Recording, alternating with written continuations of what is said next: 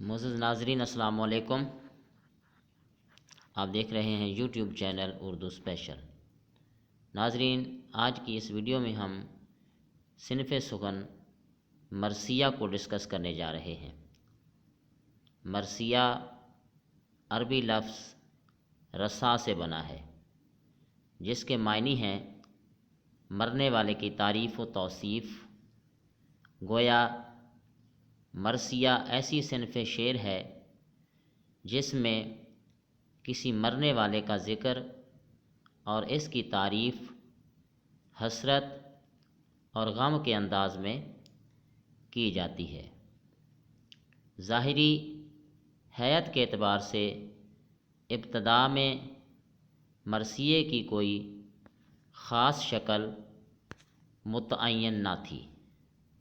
شعراء کبھی غزل کی طرح متفرق اشعار میں اظہار غم کرتے تھے، اور کبھی مثلث، مربع، مخمس، مسدس ترکیب بند میں، یعنی ہر شکل میں مرثیے لکھے گئے، مگر بعد میں مسدس رائج ہو گئی اور دوسری تمام حیتیں متروک ہو گئیں۔ مسدس حیت کے مرثیے میں بند کے پہلے 4 مصروں میں کسی بات کی تفصیل بیان کرتے ہیں، اور آخری 2 مصروں میں اس تفصیل کی بنا پر کوئی نتیجہ اخذ کر لیتے ہیں۔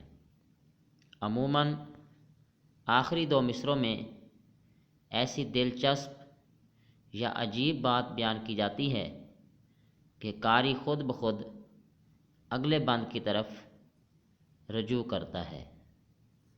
اردو کے تمام بڑے مرثیہ نگاروں نے مسدس حیت میں مرثیے لکھے ہیں۔ مرثیہ کئی طرح کا ہوتا ہے۔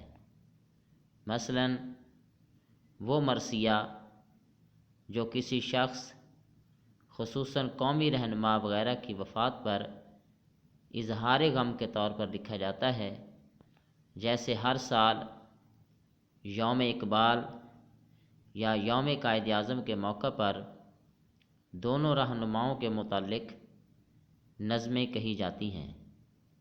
ایسے مرثیوں کی حیثیت عموماً رسمی ہوتی ہے۔ بعض اوقات مرثیہ کسی ایسی عزیز ہستی کے متعلق ہوتا ہے جس سے انسان کو ذاتی یا خاندانی نسبت ہو۔ مثلاً اقبال کا مرثیہ والدہ مرحومہ کی یاد میں اس کے لیے ضروری ہے کہ دل کی گہرائیوں سے نکلے، ورنہ اس کی حیثیت رسمی مرثیے کی ہوگی۔ مرثیے کی ایک شکل وہ ہے جس میں دینی رہنماؤں، خصوصاً حضرت امام حسین رضی اللہ تعالیٰ عنہ اور ان کے اعزہ و اقرباء اور شہدائے کربلا کا ذکر ہوتا ہے۔ انیس اور دبیر کے مرثیے اسی نوعیت کے ہیں۔ مرثیہ تمام اصناف سخن میں ایک امتیازی حیثیت رکھتا ہے، کیونکہ اول اردو شاعری میں مرثیہ وہ واحد صنف شعر ہے جو عربی یا فارسی زبان، فارسی شاعری سے مستعار نہیں۔ اردو مرثیہ فارسی مرثیے سے بالکل ایک مختلف چیز ہے۔ یہ اردو شعراء کی اپنی ایجاد ہے۔ یہی وجہ ہے کہ ابتدا میں اس کی کوئی واضح شکل مقرر نہ تھی۔ میر انیس اور مرزا دبیر کے زمانے میں مرثیے نے ایک متعین اور واضح صورت اختیار کی۔ دوم، مرثیے میں دیگر اصناف شعر کی تمام خصوصیات پائی جاتی ہیں، یعنی یہ ایک مرکب صنف ہے جس میں قصیدے کی طرح مختلف انسانوں اور چیزوں کی مدح کی جاتی ہے۔ مثنوی کی طرح واقعات بیان کیے جاتے ہیں اور نظم کی طرح منظر نگاری اور غزل کی طرح جذبات نگاری ہوتی ہے۔ اس کے باوجود مرثیے کا انفرادی رنگ قائم رہتا ہے۔ سوم، اردو قصیدے اور مثنوی میں اگرچہ منظر نگاری اور مصوری کے عمدہ نمونے ملتے ہیں، مگر بحیثیت مجموعی ان پر ہمیشہ داخلیت کا غلبہ رہا۔ مرثیہ میں پہلی بار خارجی رنگ کو اہمیت دی گئی۔ اس کے نتیجے میں مرثیے نے بیانیہ شاعری کو درجہ کمال تک پہنچا دیا۔ چہارم، مرثیوں میں جا بجا ایسے اخلاقی اشارے ملتے ہیں جن میں عام انسانوں کو نیکی اور راست روی کی تلقین کی گئی ہے۔